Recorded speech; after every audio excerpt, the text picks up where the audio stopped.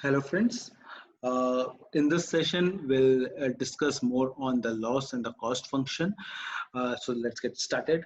The objective of this particular slide is to minimize the loss between the prediction and the actual output. So what the loss function does, it loss function helps the data scientist to aware about how far the predicted value is from the actual value, right? So there are a different type of a loss function, and over here also you need to understand which loss function needs to be used in which particular application and when to use that particular loss function. So we are going to discuss the three loss function over here. One is MSE, mean squared error, binary cross entropy, and a cross entropy loss, right? So first let's get started with the mean squared error.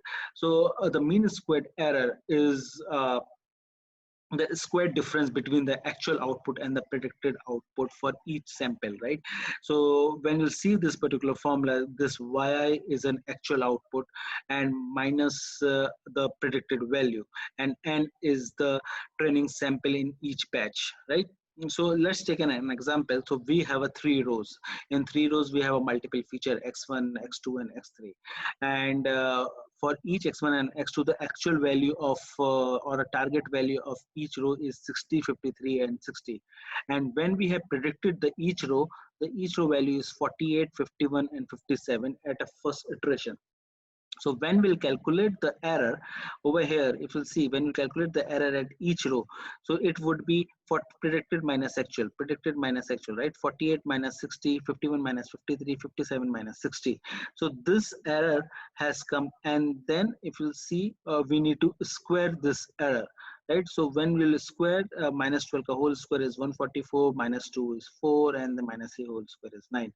And then we need to give as a weighted sum. This is a symbol of a sum, so when we'll take as a sum 144 plus 4 plus 9, 157, right? And then there is a three samples in this particular data set, then that's why it is divided by 3. So the loss function of this three value, when we'll pass at one go, then the loss function would be 52.3, right? So this is what the loss function is. So this is very big, right? So by this we can understand that my predicted value is much more far than the actual value.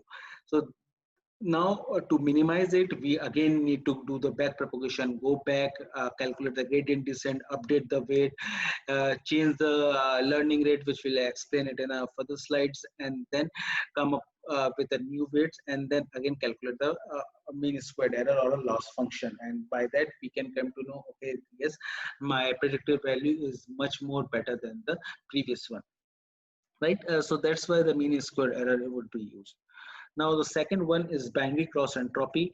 The binary cross entropy, as name suggests, a binary. Binary is that if we have an output where value lies between 0, 1, yes, no, good, bad, then only we will be using this binary cross entropy. So it can also be used when the output level have a value between 0 and 1. It is widely used when we have a two class. Yes. Understood? So this formula seems to be very complex, but it is really a simple formula. So this is yi is a actual class label. So if it is 1, 0, this is this one. P1 is a predicted value. So how I can depict this one is a summation of the actual value log of predicted value plus 1 minus actual class value multiplied by log of 1 minus predicted value. So this can also be written, I'll explain it. This can also be written if sorry for handwriting, if my actual value of the class is greater than 0, right? So if it is 0, so this value would be 0, right? Because y is 0, so this value would become, then my activation function is this value, right? 1 minus y log 1 minus p. If my y is equal to 1, because there are only two values of y, either 0 or 1, because it is a binary classification, then if it is 1, this value would be 0, 1 minus 1, 0, and then we need to take this particular value, right? So this is a simple formula. And before that, I would try to understand what is a cross entropy. It is a thermodynamic term when you need to calculate the purities from the pure thing. So when in the thermodynamics, we have read more about this entropy loss function. So this is the loss function which tells that when we'll pass the information, or when uh, when the glass have or metal is having a higher temperature and get in touch with the a metal with a lower temperature, then my uh, heat would pass from the higher temperature to the lower temperature, right? Similarly, this entropy would also be used in a similar case. If my value is lesser, then it would give the greater prediction. If my value is very less than the predicted value, then it would give a large loss function, loss value. Otherwise, it would give a less predicted value. Like, so let's take an example over here. If my loss function, if you see the probability, if my value, if the label is 1 and the prediction is 0.1, this means it is very far. My label is 1 over here and the prediction is 0.1. So my loss function of minus log 0.5, right? So this would trigger and this would become 0, right? So when you see 1 log p, my is 0.1, so log minus log 0.1 would give a loss very high. However, if my label is 1 and my prediction is 0.9, that is very close to each other, then my loss function would give a less value.